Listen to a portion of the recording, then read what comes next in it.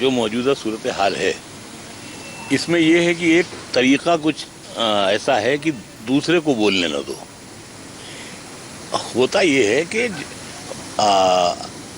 हमारे कद का आदमी बिठाना चाहिए हमसे बात करने के लिए, जो मुनव्वराना को जानता ही नहीं है, जो मुनव्वराना को पढ़ा, जिसने पढ़ा नहीं है, जिसने मुनव्वराना की किताबें देखी नहीं है, जिसने मुनव्वराना की ज़िंदगी नहीं देखी है, जिसने मुनव्वराना के अंदर का हिंदुस्तानी नहीं देखा है, आप ऐसे भोले भाले लोगों को बिठा देते हैं, वो सिर्फ चीखने, चिल्लाने, शोर करने। ऐसे मसला हल नहीं होता है। हम विचारक कहे जाते हैं। हम जो कहते हैं उससे हमारा कोई, अगर हमसे ये कहा जाए कि साहब आप सोनिया गांधी के साथ हैं, तो हम शायर हैं, हमें एक वेश्या भी अच्छी लगने लगती है, हमें एक दलाल भी अच्छा लगने लगता है। तो अगर मुझे कोई ऐसा आदमी या कोई ऐसी औरत की उसमें कोई अदा अच्छी लगे, जो हमारे शहर की लेडी भी हो, हमारे मुल्क का रहने वाला भी हो, चाहे तरुण विजय हो, चाहे आडवाणी जी हो, चाहे मोदी जी हो, चाहे मुझसे रवीश ने जब पूछा था तो मैंने कहा जिस दिन मोदी जी मेरे दिल को भा जाएंगे तो मैं उन पर भी नज्म लिखूंगा। मैं शायर हूँ, मेरा काम लिखना है, मैं मरते मरते लिखना चाहता हूँ। इस दौर में डर किसका था, आपको किसका खौफ है? नहीं, डर की बात नहीं है, एक उलझन तो है।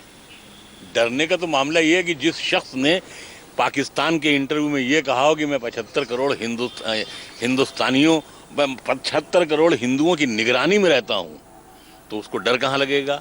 लेकिन जब फेसबुक पर मुनव्वर राना जैसे आदमी को माँ की गालियाँ दी जाएं, उसकी कोई इंक्वायरी ना हो, उसके लिए कोई ना हो, जहाँ हम गाय को माँ कहने के लिए तैयार हैं, वहाँ हमारी माँ को गालियाँ दी जाएं, तो हुकूमत कहाँ से होती है। चाइना ने क्यों बंद कर दिए फेसबुक और ट्विटर और ये कि इससे गुंडागर्दी फैलती है, इससे करप्शन फैलता है। अब मामला ये है कि एक मामूली सा 20 बरस का लड़का अपने बाप के बराबर के आदमी को माँ की गाली दे देता है। और हम उस परंपरा वाले हिंदुस्तान के रहने वाले हैं कि ये कहा जाता था कि गांव के भोले भाले वासी आज तलक ये कहते हैं हम तो न लेंगे जान किसी की, राम दुखी हो जाते हैं। तो हम उन परंपराओं से लड़ना चाहते हैं। हमारा हुकूमत वगैरह से हमारा क्या लेना देना। हम तो अपने बेटे को ये सिखाना चाहते हैं कि बेटा मोहब्बत करना सीखो। हम यही चाहते हैं कि दूसरे लोग भी बताएं कि मोहब्बत करना सीखो।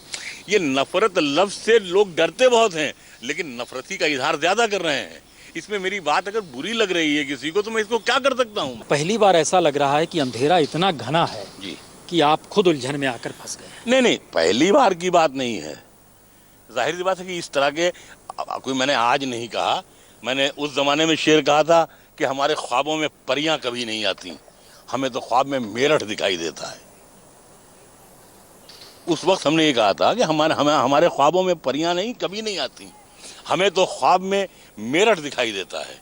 हमने उस ज़माने में हमने शेर कहा था कि मलियाना वाले ज़माने में कि मजलूमों की तादाद भी तुमको नहीं मालूम, हैरत है कि आकाओं को गिनती नहीं आती, वरना ये बता देते हमें लाशों की तादाद, अच्छा है कि दरियाओं को गिनती नहीं आती। तो कहने का मतलब मेरी आवाज़ का दर्द अगर आप महसूस करें तो इसका मतलब है इंसान है।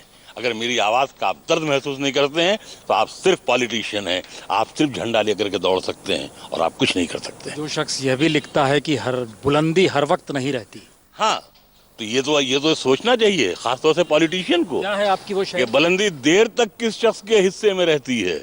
बहुत ऊंची इमारत हर घड़ी खतरे में रहती है।